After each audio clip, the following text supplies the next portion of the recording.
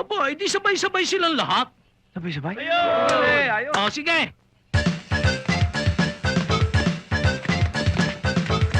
Alam mo, Tirso, dapat imagbarbero ka. Tigilan mo na yung pag-aahente ng kung ano-ano. Palagay ko, ayoko na maging ahente. Abay, dapat. Abay, barbero naman talaga tayo eh. Lahi natin ang pagbabarbero. Sa simula pa lang, yung mga ninuno natin, barbero na. Pati apelyido natin, Barbers. Yan nga si Secretary Robert Barbers, kamag-anak daw natin. Balita ko nga, nagugupit din yun eh. Oo. Iba nga lang ang ginugupitan. Kasamaan ng mga kriminal. Sip-sip. Kaya mula ngayon, barbero na profesyon ko. At saka, bukas natin uumpisahan. Si Barbers? Hindi, ang propesyon mo. Ano namang ginagawa mo diyan? Nagpa-practice lang. Ay, magaling. Eh, first day natin ngayon. Boyong, kinakabahan pa rin ako eh. Baka walang magpagupit sa atin. Pambihira naman, Ari eh. Ari, alalahanin mo, Tirsa. Lahat ng buhok, nahaba. Kaya hindi tayo mawawalan ng customer. Sa bagay. Boyong, may bisita ka yata. Ano bang bisita? Ikahaba ng buhok ng mga yan eh. Ang dami naman. Abay, customer yan. Ha? Oo. Aba, tignan mo, ang swerte naman. Paano natin gupitan niya? Aba, ay magpapagupit ba kayong lahat? Oo! Ang Boyong, unahin niyo na po ako dahil may lakad pa po ako eh. Halika. Okay, Mang Boyong, unahin niyo na ako. Magtatrabaho pa ako. Halika na. Hindi, may lakad pa rin ako eh. Unahin niyo na ako. Halika na, sige. Mang Boyong, may niluluto pa ako sa bahay. Halika na muna. Sige, ikaw unahin niyo na ako. di ba? Tiga. Paano natin gugupitan to?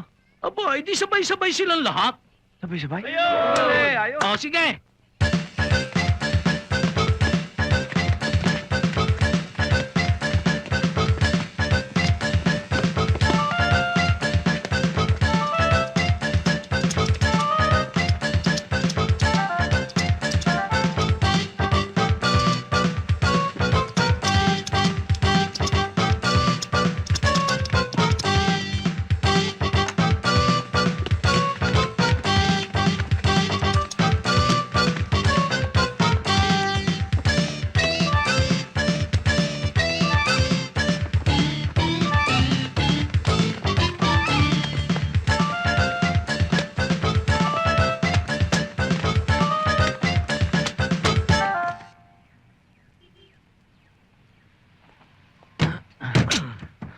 May halaga pa ba itong silya na to?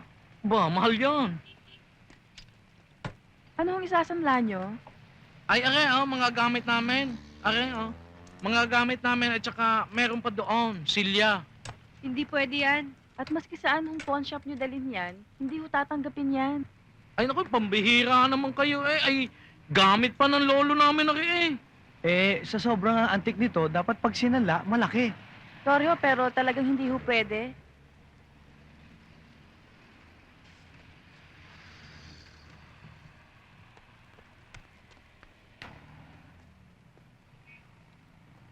Pinsan, paano na to?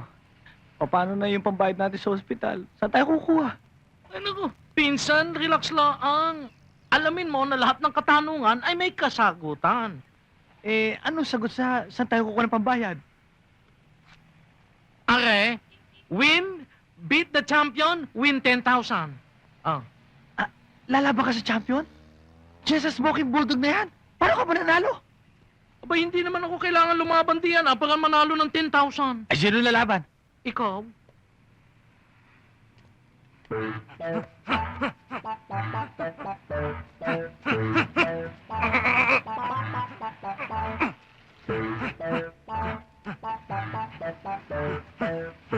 Pinsan?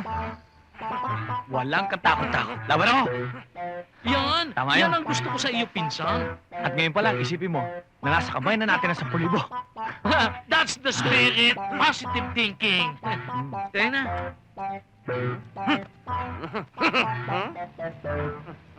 Mga ladies and gentlemen! Ang ating kampiyon, palabakan natin! Smokey Bulldog!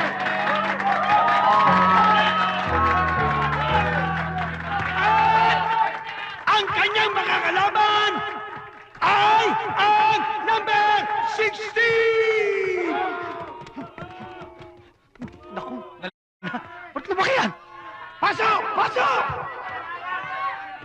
Ayoko na. Eh, waterfall lang pala nakita natin eh. Teka muna. Alalahanin mo tayo may layunin para sa ating lola. Kaya, laksan mo ang loob mo. Sige, Teka, labanan teka. mo. Teka. Huwag nang teka-teka Teka, pa. teka. Sige Teka, teka, teka. na. Ikaw kasi, puro mga uppercut ang mga binanata mo. Yan, disqualified tuloy tayo. Eh, akala ko naman basta't mapabagsak natin, may 10,000 na tayo. Tapos na sana ang problema natin kay Lola Delilah. Pagbili nga ng tinturo di yudo at saka band-aid. Yung gamot sa bugbog. Uy, hindi naman gamot sa bugbog yun. Pansaklob yun. Ha? Para dyan? Sugat na sa tingin ko eh. Hindi tatalabang gamot. Ang kailangan niya magpa-ospital. Eh, pinsan, pa-hospital na lang tayo. Pambihira ka naman wala na nga tayong pambayad nung kay Lola Delilah papasok pa tayong dalawa. Eh di, yung ano na lang, yung tintura di udo. Kasi walang-wala kami. Wala kami kapera-pera. Barbero lang kami.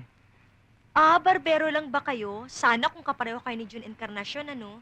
Yung may salon dyan sa harap.